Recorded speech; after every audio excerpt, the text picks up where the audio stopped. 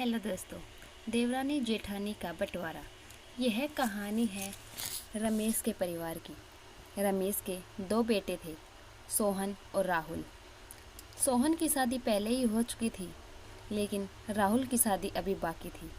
एक दिन उनके पिता कहते हैं, अरे बेटा, अब मेरी भी उम्र होती जा रही है। अब मुझे भी गंगा स्नान करना ही है।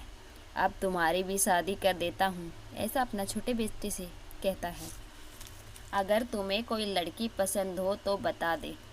तब उनका छोटा बेटा कहता है, पिताजी, मुझे एक लड़की पसंद है, लेकिन वह बहुत ही गरीब परिवार से है। उस लड़की का पता बताओ मुझे। और उनके पिता, माता, भाई, बहन, भाभी सब मिलकर घर में एक पंडित को बुलाते हैं और अपने छोटे भाई की कुंडलियाँ मिनवाने लग जाते हैं और कहते हैं, अगर लड़की गरीब है तो क्या हुआ, अगर संस्कारी है, अच्छी है और हमारे बेटे से कुंडलियाँ मिल जाती हैं तो हम इन दोनों की शादी करवा देंगे। उनकी माँ पंडित जी से बात करती है और कहती है, पंडित जी, आप लड़की के घर जाएं और उनकी पूरी कुंडलियाँ निकाल कर लाएं। सब कुछ ठीक हो जाता है और उन दोनों की शादी फिक्स हो जाती है और शादी का दिन आ जाता है। सभी लोग बहुत खुश होते हैं, लेकिन पता नहीं क्यों उनके जेठ और जेठानी कम खुश होते हैं। लड़की सुमन की शादी हो रही होती है और अपने फ्रेंड्स को, कॉलेज के सभी फ्रेंड्स को बुलाते हैं। सब लोग बहुत मस्ती करते हैं। लड़के वाले के वहाँ से भी लोग आते हैं, रिश्तेदार आते हैं और एक बड़ा सा समारोह करते हैं। सुमन गरीब होने के कारण अपने घर में शादी नहीं करवा पा रही थी, इसलिए एक हॉल बुक कर लेते हैं। सभी लोग वहाँ पर डांस करते हैं, मेहंदी, संगीत, हल्दी, हर प्रोग्राम बड़े ही धूमधाम से होता है। सुमन को तो कभी सोचा भी नहीं था कि उसकी शादी ऐसे होगी, लेकिन शादी के बाद जैसे ही छोटी बहुरानी घर आती है, बड़ी बहुरानी, अरे सुनो जी, ये क्या, छोटी सारा काम करती है घर का, लेकिन फिर भी माँ जी, आप मुझे काम के लिए क्यों बेलती हैं? अरे बेटा, ये अभी नई नई आई है, इसे अपने घर का नहीं पता है। हम लोग मिलकर समझाएंगे, बताएंगे तो समझ जाएगी। और वैसे भी घर का सारा काम तो ये कर ही रही है, तुम थोड़ा खाने में हाथ। सास पूरा बोलती भी नहीं है कि बड़े बहू और बेटे वहाँ से चले जाते हैं। छोटी बहू, अरे माँ जी, कोई बात नहीं, आप चिंता मत करो, हम लोग अच्छे से काम संभाल लेंगे।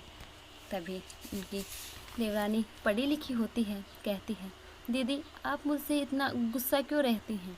मैंने कुछ गलत कह दिया या कर दिया? तभी उसकी जेठानी कहती है, बस करो, ज़्यादा अच्छे बनने का ढोंग मत करो मेरे सामने।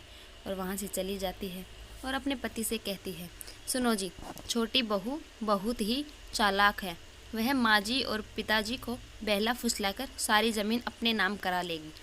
जो हम लोगों ने छुप कर एक फ्लैट ख़रीदा है, आप उसकी रजिस्ट्री मेरे नाम करवा दो या अपने नाम करवा दो, और अब हमें बंटवारा करवाना ही होगा इस घर का। तभी वो लोग रोज़ इस बारे में बात करते हैं और एक दिन बड़े बहू और बेटे आकर अपने ससुर से कहते हैं, पिताजी, हमें अलग रहना है, अब हम साथ नहीं रह सकते। जो कुछ भी आपके पास है हमारा आधा आधा कर दीजिए, नहीं तो पता चला सब कुछ आपने छोटे बेटे को नाम कर दिया। लेकिन तभी शाम को फैक्ट्री में आग लग जाती है और घर में कुछ भी नहीं बचता। सड़क पर आ जाते हैं।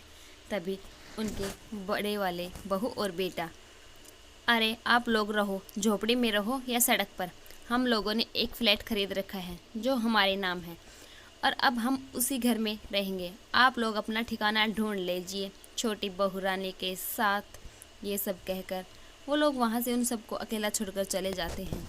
तभी उसकी सास कहती है, अरे कितना बुरा वक्त आ गया कि अपने ही अपने ना रहे। तभी उसकी छोटी बहू कहती है, आप चिंता मत कीजिए। और छोटी बहू के माता पिता गरीब होते हैं, लेकिन फिर भी उन्हें अपने साथ कुछ दिनों के लिए रहने के लिए ले जाते हैं कि जब आप लोगों का कारोबार ठीक हो जाए तब आप लोग चले आना। ये देखकर उनके सास और ससुर बहुत ही खुश होते हैं और आंखों में पानी आ जाता है। गरीब थे लेकिन दिल के बड़े ही अमीर थे। वह रहने लग जाते हैं।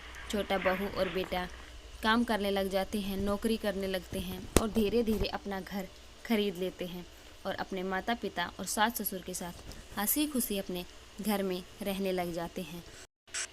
वहीं उनको एक बेटा और बेटी हो जाते हैं जिनको वह अच्छे स्कूल में डाल देते हैं और फिर से उनके ससुर अपनी फैक्ट्री खड़ी कर लेते हैं। अगर वीडियो अच्छी लगे तो लाइक और सब्सक्राइब करें।